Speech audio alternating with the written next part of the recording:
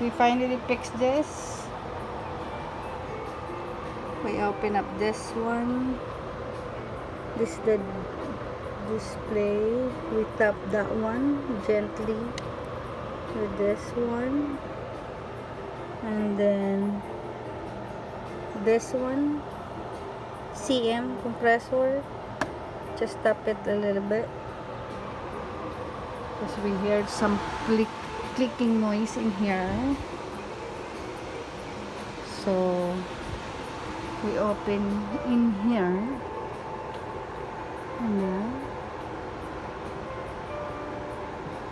you tap this in here. You tap that too, huh? So we tap that a little bit gently in here. That's what. And we clean everything. Everything was vacuum clean and blow it. Now it's working fine. Yay! So you don't need any. That's how to fix it. Shut this off. Shut everything off before you tap it. Tap on this gently because this goes through here, from here.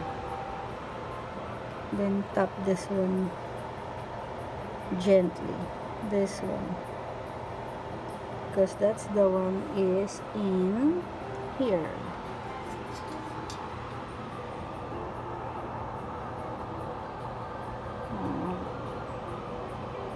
Just one. Compressor motor. Tap that one gently. If your motor keep on shutting off and won't work. That's it.